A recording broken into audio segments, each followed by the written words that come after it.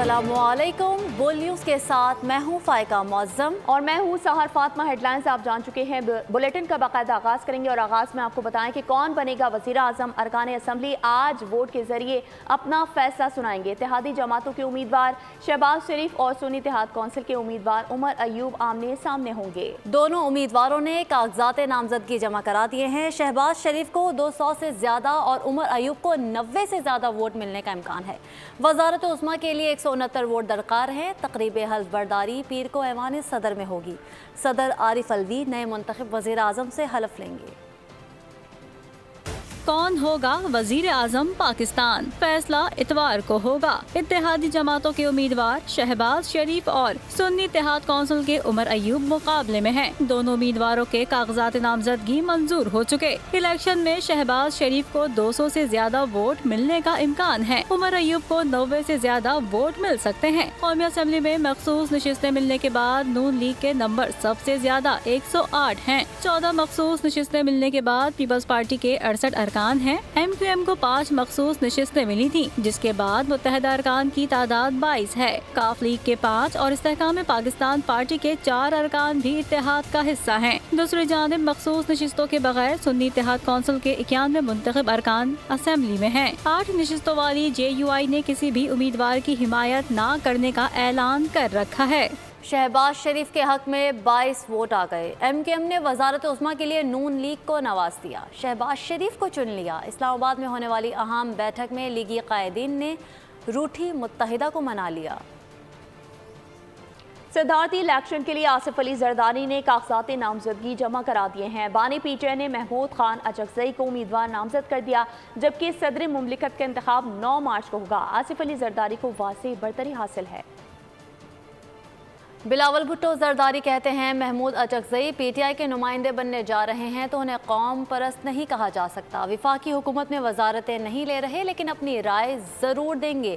कोयटा में press conference करते हुए बिलावल भुट्टो ने नौ मुंतखब वज़ीर आला सरफराज भुट्टी को मुबारकबाद भी दी। बोले नए वज़ीर आला को सबसे पहले गवादर जाने का कहा है। दहशतगर्दों और इंतहा पसंदों का मुकाबला करेंगे।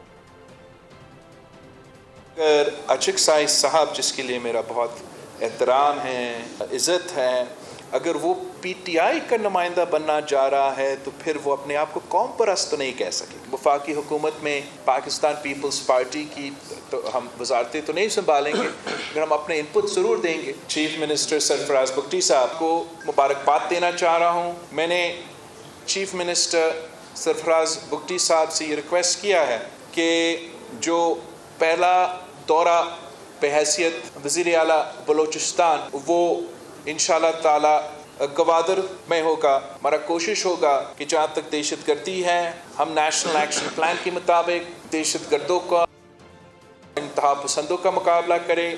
सदारती उम्मीदवार महमूद खान अचकजई बलोचिस्तान के लिए बहुत मुस्बत पैगाम है। बानी PTI की चॉइस की कदर करते हैं। उमर अयूब कहते हैं जो भी पार्टियां साथ देंगी उनके साथ मिलकर पाकिस्तान को बुलंदियों तक पहुंचाएंगे, महरूमियों को खत्म करेंगे। साहब हमारे सदारती उम्मीदवार होंगे। ये बलूचिस्तान के लिए एक बहुत पॉजिटिव मैसेज है। मैं बैसियत वर्कर पाकिस्तान तहरीक इंसाफ अपने लीडर इमरान खान साहब की चॉइस को हम लोग सल्यूट करते हैं। जो पार्टियां हमारे साथ मिलेंगी इस काफले में, हम लोगों ने पाकिस्तान को बुलंद तरीन सतहों पर पहुँचाना है इंशाअल्लाह ताला। ये हम लोग काविशें करेंगे और ये सिलसिला महरूमियों का जो है इसको हम लोग खत्म करेंगे। मौलाना फजलुर रहमान ने महमूद खान अचकजई को सदर के लिए वोट देने से इनकार कर दिया। रहनुमा पीपल्स पार्टी खुर्शीद शाह कहते हैं मौलाना फजलुर रहमान सदारती इलेक्शन में वोट देंगे। MQM ने आसिफ अली जरदारी को वोट देने का ऐलान नहीं किया। MQM के साथ माजी में अच्छे ताल्लुकात रहे। सदारती इलेक्शन में वोट के लिए MQM के पास जाएंगे। वज़ीर आला सिंध मुराद अली शाह ने इशारा दे दिया। कहा सिंध में बल्दियाती हुकूमतें बाइख्तियार हैं। MQM के बल्दियात से मुतालिक मुतालबात पंजाब के लिए हो सकते हैं।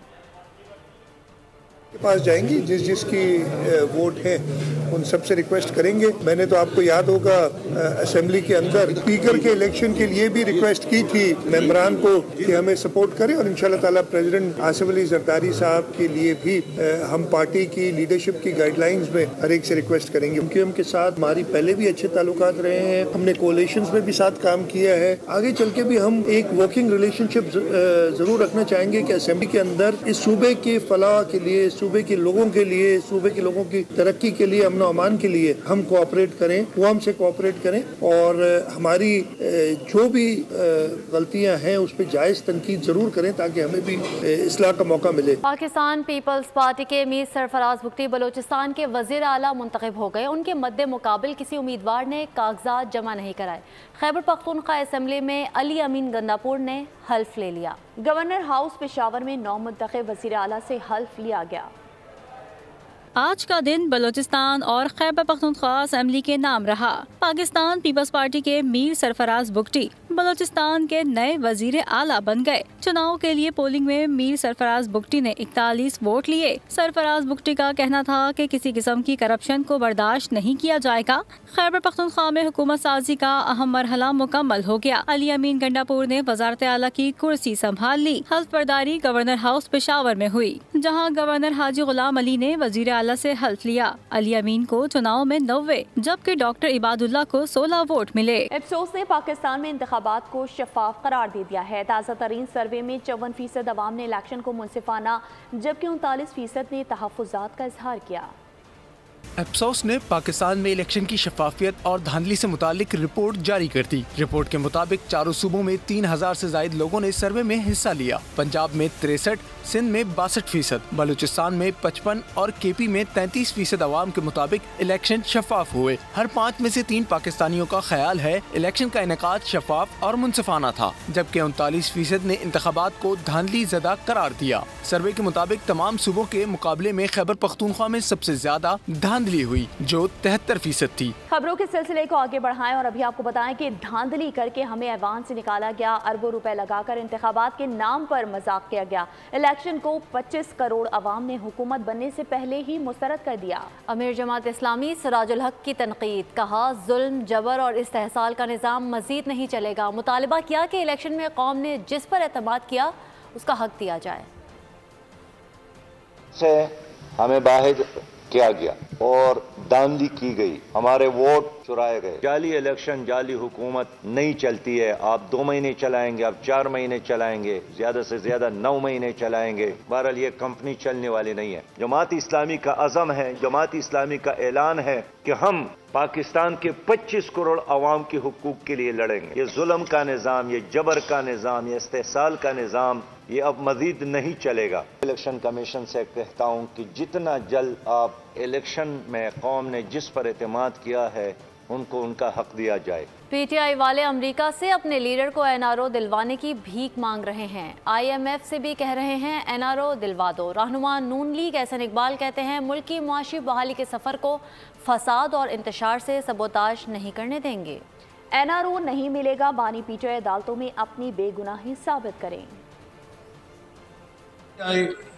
इस वक्त अमेरिका और आईएमएफ के पैरों में गिरी हुई है और इमरान खान के लिए एनआरओ मांग रही है। इस वक्त पीटीआई के तमाम ओवरसीज ब्रांचेस अमेरिका के congressman, senators, members of the house के दफ्तरों के बाहर कतारें लगा के खड़े हैं। उनसे भीख मांग रहे हैं कि हमारे लीडर को एनआरओ दिलवा दो। इसी तरह आईएमएफ को खत लिख के जहाँ पर वो मुल्क की सियासी खुदमुख्तारी, मुल्क की माली खुदमुख्तारी पे हमला आवर हो रहे हैं, वो आईएमएफ से भी कह रहे हैं कि हमें एनआरओ दिलवा दो। मैं इमरान खान साहब को और पीटीआई को कहना चाहता हूँ कि उन्हें एनआरओ नहीं मिलेगा। पाकिस्तान की अदालतों के सामने अपनी बेगुनाही साबित करनी होगी। आईनी तरमीम से मसाइल हल होंगे। सिंध की हुक्मरान पार्टी इख्तियारात के मजे लेना चाहती है। 18वीं तरमीम पर मुकम्मल अमल दरामद नहीं किया गया। एमकेएम रहनुमा अमीनुल हक की बोल न्यूज़ के प्रोग्राम तब्दीली में गुफ्तगू। सीनियर रहनुमा पाकिस्तान पीपल्स पार्टी ताज हैदर ने एतराफ़ किया कि लोकल गवर्नमेंट कानून पर अमल दरामद नहीं हुआ। अपनी हुकूमत पर जोर डालूंगा कि सूबाई फाइनेंस कमीशन पर अमल करे।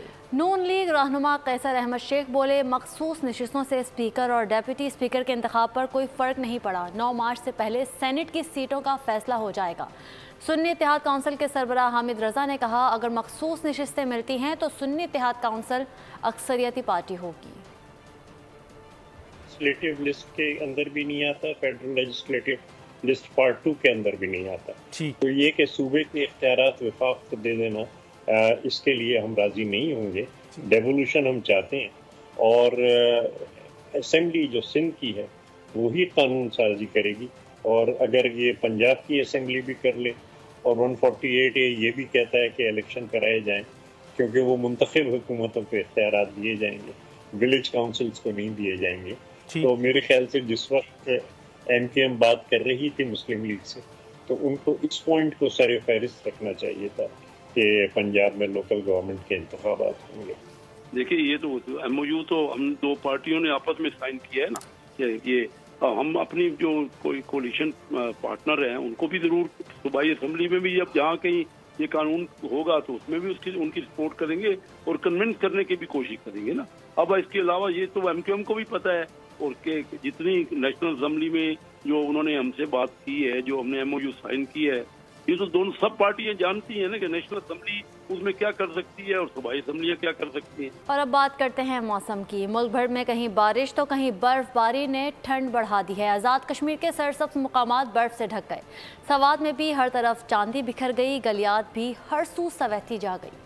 गिलगित बल्तिस्तान में बारिश और बर्फबारी के बायस शारे कराकरम और स्कर्दोबंद ज़िले इंतज़ामिया की बारिश के दौरान गैर ज़रूरी सफ़र से इज्तनाब की हिदायत। बर्फबारी और बारिश से सर्दी में मजीद इजाफा हो गया। कोयटा में बादलों के डेरे, मौसम शदीद सर्द हो गया। कराची में भी बारिश के बाद सर्द हवाओं का राज बरकरार है। लाहौर में भी बादल जमकर बरसे, जलथल एक हो गया। कई इलाकों में जालाबारी भी हुई, सर्दी बढ़ गई। महकमा मौसमियात ने 24 घंटे के दौरान बलाए खैबर पख्तूनख्वा, कश्मीर, गिलगित बल्तिस्तान, इस्लामाबाद और खित्ता पोठोहार में तेज़ हवाओं और गरज चमक के साथ मजीद बारिश की पेशगोई कर दी। लंडी कोतल समेत जिला खैबर के बालाई इलाकों में बर्फबारी, पहाड़ों ने सफ़ेद चादर ओढ़ ली है। कई साल बाद बर्फबारी से बच्चे बड़े सब खूब लुत्फानंदोज हो रहे हैं। शाह रहमान शिनवारी से मज़ीद जानते हैं। जी शाह रहमान। लंडी कोतल समेत ज़िला खैबर के बालाई इलाकों में बर्फबारी जारी है, पहाड़ों ने सफ़ेद चादर ओढ़ ली है। कई साल बाद बर्फबारी से बच्चे बड़े सब खूब इंजॉय कर रहे हैं और लुत्फ़ अंदोज़ हो रहे हैं इस बर्फबारी से। शाहरमान बताइएगा। जी बिल्कुल, मैं इस वक्त लंडी कोतल में मौजूद हूँ। कल रात से बर्फबारी जारी है, दर्जे हरारत नुक्ते इंजमात से गिर गया है। आप देख सकते हैं कि बच्चे बर्फबारी से लुत्फ़अंदोज़ हो रहे हैं और 4 साल बाद ये बर्फबारी जो है वो लंडी कोतल में हुई है। मैं आपको ये भी बताता चलूँ कि 3 दिन मुसलसल बारिश के बाद कल रात से बर्फबारी का सिलसिला जारी है, जिसकी वजह से मौसम काफ़ी सर्द हो गया है। लोगों ने गर्म चादर और कपड़े ओढ़ रखी है, जबकि ज़िला खैबर की दूर अफ्तादा इलाका वादी तिरा में 3 दिनों से बर्फबारी का सिलसिला जारी है, जिसकी वजह से मौसम काफ़ी हो गया है। शाहरमान आपका। दूसरी जानिब पारा चनार समेत कुरम के बेशतर इलाकों में 3 फीट तक बर्फबारी के बायस राबता सड़कें बंद हो गई, लोग घरों में महसूर होकर रह गए। मजीद जानते हैं नुमाइंदा बोल न्यूज़ हिदायत पासदार से।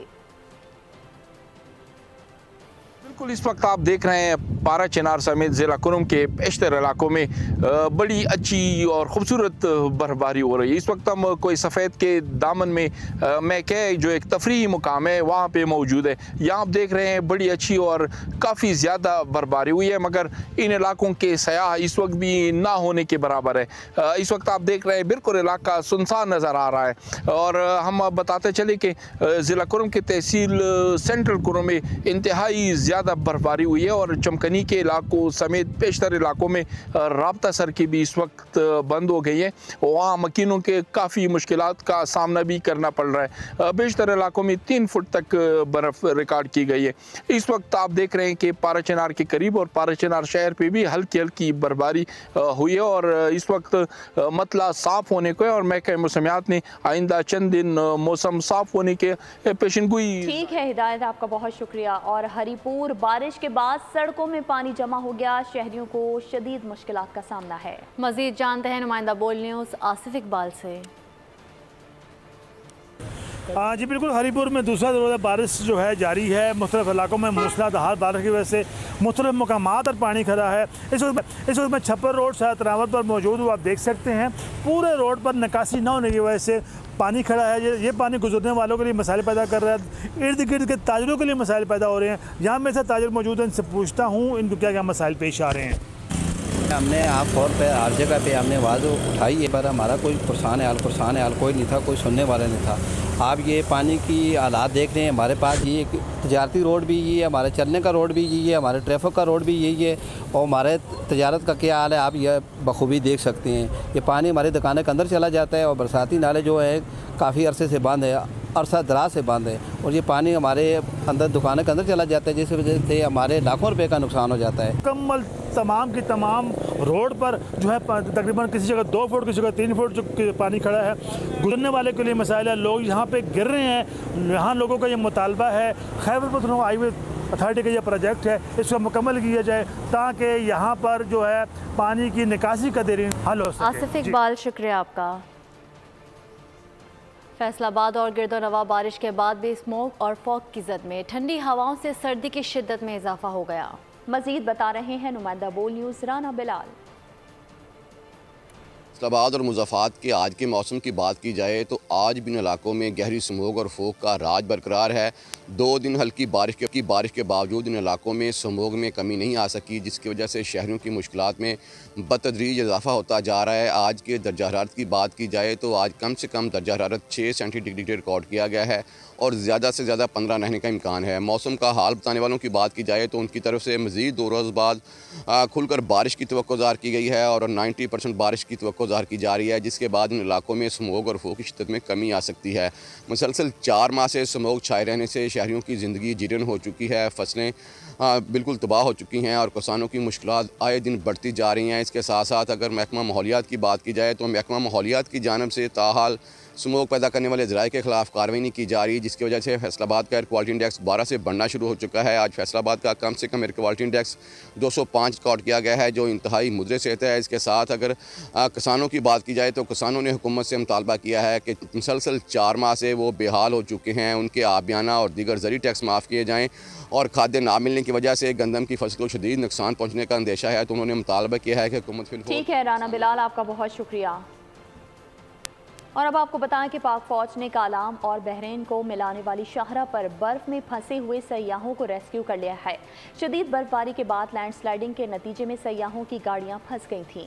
कालाम से पशीन तक सड़क को मुकम्मल क्लियर करके ट्रैफिक बहाल कर दी। विफाकी टैक्स मुहतसिब डॉक्टर आसिफ जान ने बोल से गुफ्तगू करते हुए कहा है कि टैक्स गुजारों को इंसाफ की फराहमी अव्वलीन तरजीह है। टैक्स गुजार नाजायज़ टैक्स नोटिस या FBI अफसरान की बदनीयती के खिलाफ मुहतसिब से रुजू कर सकते हैं। मज़ीद तफसीलात जानते हैं लाहौर से नुमाइंदा बोल न्यूज़ अब्दुर्रहमान से। जी अब्दुर्रहमान, इस वक्त मेरे साथ मौजूद हैं वफाकी टैक्स मुहतसिब डॉक्टर आसिफ जा। डॉक्टर साहब, ये बताइएगा कि FBR के हवाले से जो दरख्वास्तें आती हैं आपके पास, तो उसमें किस तरह से इजाला किया जाता है, और जो शहरी दरख्वास्तें लेके आते हैं या अदारे दरख्वास्त लेके आते हैं? जी बिस्मिल्लाहिर्रहमानिर्रहीम। जी फेडरल टैक्स महोत्सव का इदारा जो बना है वो टैक्स पेयर को टैक्स की अदायगी के दौरान जो मुश्किलात पेश आती हैं उसके अजाले के लिए ये इदारा बनाया गया है। ये मुख्तलिफ़ टैक्स पेयर जिनको अननेसेसरी तंग किया जा रहा हो FBR के ऑफिसर्स की तरफ से, या उनको अननेसेसरी नोटिस मिल रहे हों, या वो समझते हों कि उनके साथ टैक्स के मामले में ज़्यादती हुई है, या मतलब टैक्स उन पे लगता नहीं था मगर अननेसेसरी उनसे टैक्स ले लिया गया है, तो वो इन शिकायत के अजाले के लिए वफाकी टैक्स मुहतसब के इदारे का क़याम अमल में लाया गया सन 2000 में, और इसको 24 साल हो गए हैं। मैं इसका छठा वफाकी टैक्स मुहतसब हूँ, मगर मेरा तुर्रा इम्तियाज़ ये है कि मेरा ताल्लुक़ पाकिस्तान कस्टम सर्विस से है, तो मुझे पता है कि टैक्स के निज़ाम में क्या गलतियाँ हैं, क्या ख़राबियाँ हैं और क्या अच्छाइयाँ हैं। तो मेल एडमिनिस्ट्रेशन जो ऑफिशल्स की ऑफिसर्स की उसको चेक करने के लिए लोग हमारे पास आते हैं और उनके मसाइल को हल करने के लिए जब हमारे पास हमारे फेडरल टैक्स महोत्सव के दायरे में कंप्लेंट दाखिल कराना, शिकायत दर्ज कराना बहुत आसान है। हमारा व्हाट्सएप नंबर भी है, उस पर भी आप भेज सकते हैं। ऑनलाइन आप FTO गूगल पे लिखें, आपको हमारी वेबसाइट आ जाएगी, उसमें सारा तरीक़ाकार दर्ज है। जी बिल्कुल, डॉक्टर आसफ जा का ये कहना है कि ज़बरदस्ती टैक्स वसूली के ख़िलाफ़ भी वफाकी टैक्स मोतसब जो है अपना किरदार अदा कर रहा है और इस हवाले से उन्होंने तमाम तर तफसीलात से बोल न्यूज़ का आगाह किया है। जी ठीक है अब्दुर्रहमान, आपका बहुत शुक्रिया। और अब आपको बताएं कि फिरोजवाला लाहौर रोड पर कोस्टर और ट्रॉलर में तसादुम के नतीजे में हादसे में एक शख्स जाँ बहक जबकि खवातीन समेत 17 अफराद जख्मी हो गए हैं। फिरोजवाला से आपको ये अफसोसनाक खबर दे रहे हैं जहां हादसा तेज़ रफ्तारी के बायस पेश आया। रेस्क्यू हुकाम के मुताबिक जाँ बहक और जख्मियों को अस्पताल मुंतकिल कर दिया गया। फिरोजवाला से खबर दे रहे हैं आपको, लाहौर रोड पर कोस्टर और ट्रॉलर में तसादुम हुआ है। हादसे में एक शख्स जाँ बहक, खवातीन समेत 17 अफराद जख्मी होने की इत्तलात हैं। हादसा तेज़ रफ्तारी के बायस पेश आया है। रेस्क्यू हुकाम का ये बताना है और रेस्क्यू हुकाम का ये भी बताना है कि जाँ बहक और जख्मियों को अस्पताल मुंतकिल कर दिया गया है। लाहौर रोड पर कोस्टर और ट्रॉलर में तसादुम, हादसे में एक शख्स जाँ बहक, खवातीन समेत 17 अफराद ज़ख्मी हुए हैं। हादसा तेज़ रफ्तारी के बायस पेश आया है और जाँ बहक और ज़ख्मियों को अस्पताल मुंतकिल कर दिया गया है। अफसोसनाक वाक़या पेश आया है। फिरोजवाला लाहौर रोड पर कोस्टर और ट्रॉलर में तसादुम हुआ है और हादसे के नतीजे में एक शख्स जाँ बहक और ख़वातीन समेत 17 अफराद ज़ख्मी हुए हैं। इस अफसोसनाक वाक़े में हादसा तेज़ रफ्तारी के बायस पेश आया है और जो जाँ बहक और ज़ख्मियों को अस्पताल मुंतकिल कर दिया गया है। भारतीय जासूस कमांडर कुलभूषण यादव की गिरफ्तारी को 8 साल मुकम्मल। कुलभूषण यादव हुसैन मुबारक पटेल के नाम से पाकिस्तान में दहशतगर्दी का नेटवर्क चला रहा था। 3 मार्च 2016 को पाकिस्तानी एजेंसीज ने चमन के इलाके मखेल में कुलभूषण यादव को गिरफ्तार किया था। 54 साल कुलभूषण यादव 2003 से भारतीय एजेंसी रॉ के लिए पाकिस्तान में मुनज़्ज़म दहशतगर्दाना कार्रवाइयों में मुलव्वस था। दीगर खबरों में आपको बताएं, गैर कानूनी अफगान बाशिंदों की वतन वापसी का सिलसिला जारी है। 25 फरवरी से 2 मार्च तक 5033 अफगान बाशिंदे अपने मुल्क चले गए। खबर शामिल करेंगे खेल के मैदान से, जहां रावलपिंडी में मुसलसल बारिश के बायस पाकिस्तान सुपर लीग सीजन 9 के हफ्ते को होने वाले दोनों मैचेस मनसूख कर दिए गए। दोपहर 2 बजे पेशावर ज़ल्मी और लाहौर कलंदर्स का मुकाबला होना था। शाम 7 बजे इस्लामाबाद यूनाइटेड और कोयटा ग्लैडिएटर्स का मैच शेड्यूल था। चारों टीमों को 1-1 पॉइंट दे दिया गया। बोल की रमज़ान ट्रांसमिशन, बड़े चैनल पर बड़ा मुकाबला। मशहूर मेज़बान और फ़नकार साहिर लोधी की ज़ेर निगरानी नातख़्वानी ऑडिशन में बड़ी तादाद में आवाम ने शिरकत की। लोगों की भरपूर शिरकत की बिना पर मेज़बान साहिर लोधी ने ऑडिशन की मियाद में 8 मार्च तक तौसी कर दी। तफसीलात जानिए इस रिपोर्ट में। लाहौर में घुरकी ट्रस्ट और टीचिंग अस्पताल की ज़ेर एहतमाम फंड रेजिंग तकरीब का इनेकाद किया गया है। तकरीब में समाजी, सियासी और कारोबारी अफराद की कसीर तादाद ने शिरकत की और दिल खोल कर अतिया दिए। न्यूज़ बुलेटिन से फ़िलहाल इतना ही। मज़ीद खबरों और अपडेट्स के लिए विजिट कीजिए हमारी वेबसाइट bolnews.com और देखते रहिए बोल न्यूज़। सब्सक्राइब करें और बेल दबाएं ताकि कोई खबर रह न जाए।